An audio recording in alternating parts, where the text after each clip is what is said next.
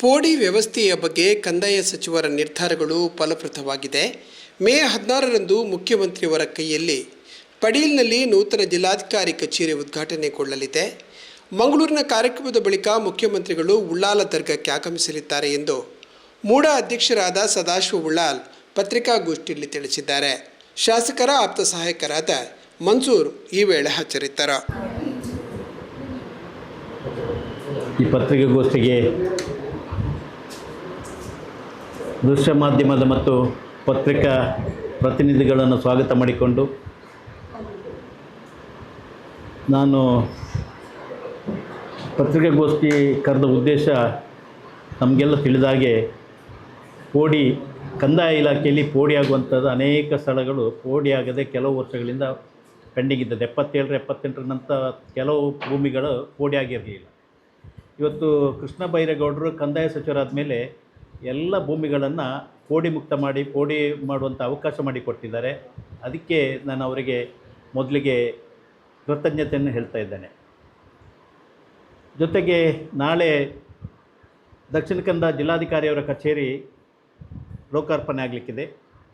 ಈ ಕಚೇರಿಯ ಕಟ್ಟಡ ಆಗಬೇಕೆಂಬ ಉದ್ದೇಶವನ್ನು ಇಟ್ಟುಕೊಂಡು ಕಚೇರಿ ಆಗಬೇಕು ಅಂತ ಕಾಂಗ್ರೆಸ್ ಸರ್ಕಾರ ಇದ್ದಾಗ ಶಂಕುಸ್ಥಾಪನೆ ಮಾಡಿಕೊಂಡು ಕಾಂಗ್ರೆಸ್ ಸರ್ಕಾರದ ವತಿಯಿಂದ ಈ ಕಟ್ಟಡದ ನಿರ್ಮಾಣದ ಕೆಲಸ ಪ್ರಾರಂಭಗೊಂಡಿತು. ತದನಂತರ BJP ಸರ್ಕಾರ ಆಡಳಿತಕ್ಕೆ ಬಂತು. ಆವಾಗ ನಮ್ಮ ಜಿಲ್ಲಾ ಉಸ್ತುವಾರಿ ಸಚಿವರಾಗಿ ಸುನೀಲ್ ಕುಮಾರ್ರವರು, ಆಮೇಲೆ MP ಅವರಾದಂಥ ನಳಿನ್ ಕುಮಾರ್ ಕಟೀಲ್ರವರು ಈ ಕರ್ನಾಟಕ ಪ್ರದೇಶ್ BJPಯ ಅಧ್ಯಕ್ಷರಾಗಿ ಕೂಡ ಕಾರ್ಯನಿರ್ವಹಿಸಿದವರು ಮತ್ತು ಇನ್ನಿತರ MLAಗಳು ಕೂಡ ಇದ್ದರೂ ದಕ್ಷಿಣ ಕನ್ನಡ ಜಿಲ್ಲಾಧಿಕಾರಿಯವರ ಕಚೇರಿಯನ್ನು ಯಾರೂ ಅದನ್ನು ಕೆಲಸ ಮಾಡಲು ಮುತುವರ್ಜಿಸಲಿಲ್ಲ. ಹಾಗೆಯೇ ಪೆಂಡಿಂಗ್ ಇತ್ತು. ಭಾರತೀಯ ಜನತಾ ಪಕ್ಷದ ಆಡಳಿತ ಇದ್ದಾಗ ಸಂದರ್ಭದಲ್ಲಿ ಆ ಜಿಲ್ಲಾಧಿಕಾರಿಯವರ ಕಚೇರಿ ಸಂಪೂರ್ಣವಾಗಿ ಅದರ ಕೆಲಸ ಮಾಡದೆ ಅಲ್ಲಿಯೇ ಪೆಂಡಿಂಗ್ ಇದ್ದುಕೊಂಡು ತದನಂತರ ಕಾಂಗ್ರೆಸ್ ಸರ್ಕಾರ ಬಂದ ನಂತರ ಸುಮಾರು ಅದು ಕೋಟಿ ರೂಪಾಯಿಯನ್ನು ನಮ್ಮ ಕ್ಷೇತ್ರದ ಶಾಸಕರಾದಂಥ UT ಖಾದರ್ ಅವರು ಮುತುವರ್ಜಿ ವಹಿಸಿಕೊಂಡು 20 ಕೋಟಿ ನಮ್ಮ ಕ್ಷೇತ್ರದ ಶಾಸಕರಾದಂಥ UT ಖಾದರ್ ಅವರು ಮುತುವರ್ಜಿ ವಹಿಸಿಕೊಂಡು ಇವತ್ತು ಆ ಕೆಲಸ ಕಾಮಗಾರಿ ಪೂರ್ಣಗೊಂಡು ನಾಳೆ ಲೋಕಾರ್ಪಣೆ ಆಗಲಿಕ್ಕಿದೆ. ಈ ಕಾರ್ಯಕ್ರಮಕ್ಕೆ ಸನ್ಮಾನ್ಯ ಮುಖ್ಯಮಂತ್ರಿಗಳು ಆಗಮಿಸಿ ಇದರ ಉದ್ಘಾಟನೆಯನ್ನು ಮಾಡಲಿಕ್ಕಿದ್ದಾರೆ. ಈ ಒಂದು ಜಿಲ್ಲಾಧಿಕಾರಿಯವರ ಕಚೇರಿ ಆಗಬೇಕು ಅಂತ ಹೇಳಿ ಸನ್ಮಾನ್ಯ UT ಖಾದರ್ ಅವರ ಬಹಳ ಒಂದು ಮುತುವರ್ಜಿ ವಹಿಸಿಕೊಂಡು ಈ ಕಾರ್ಯಕ್ರಮವನ್ನು ಈ ಕಟ್ಟಡವನ್ನು ಸಂಪೂರ್ಣಗೊಳಿಸಲು ಅವರು ಪ್ರಯತ್ನಪಟ್ಟಿದ್ದಾರೆ. ಅವರಿಗೆ ಕೂಡ ಉಳ್ಳಾಲ ಕ್ಷೇತ್ರದ ಪರವಾಗಿ ನಾನು ಅವರಿಗೆ ಅಭಿನಂದಿಸ್ತಾ ಇದ್ದೇನೆ. ಒಬ್ಬ KPCC ಸದಸ್ಯನಾಗಿ ಮತ್ತು ನಾನು ಮಂಗಳೂರು ನಗರಾಭಿವೃದ್ಧಿ ಪ್ರಾಧಿಕಾರನ ಅಧ್ಯಕ್ಷರ ನೆಲೆಯಲ್ಲಿ ಸನ್ಮಾನ್ಯ UT ಖಾದರ್ ಅವರನ್ನು ಕೂಡ ಅಭಿನಂದಿಸ್ತಿದ್ದೇನೆ. ಕೃಷ್ಣ ಬೈರೇಗೌಡರು ಮತ್ತು UT ಖಾದರ್ ಅವರನ್ನು ಈ ಸಂದರ್ಭದಲ್ಲಿ ಅಭಿನಂದಿಸಿಕೊಂಡು ನಾಳೆ ಮುಖ್ಯಮಂತ್ರಿಗಳು ಉದ್ಘಾಟನೆ ಮಾಡುವಂಥ ಈ ಕಟ್ಟಡದಲ್ಲಿ ಸರ್ಕಾರದ ಸುಮಾರು 22 ಇಲಾಖೆಗಳು ಕಾರ್ಯನಿರ್ವಹಿಸುವಂಥ ಅವಕಾಶ ಮಾಡಿಕೊಟ್ಟಿದ್ದಾರೆ. ಒಂದೇ ಕಟ್ಟಡದ ಅಡಿಯಲ್ಲಿ ಎಲ್ಲ ಇಲಾಖೆಗಳು ಕಾರ್ಯನಿರ್ವಹಿಸಲಿಕ್ಕೆ ಅವಕಾಶ ಆಗಿದ್ದುಕೊಂಡು ಇವತ್ತು ಜಿಲ್ಲಾಧಿಕಾರಿಯವರ ಈ ಕಚೇರಿ ನಾಳೆ ಉದ್ಘಾಟನೆಗೊಳ್ಳುವುದು ನಮಗೆಲ್ಲ ಸಂತೋಷ ತಂದಿದೆ.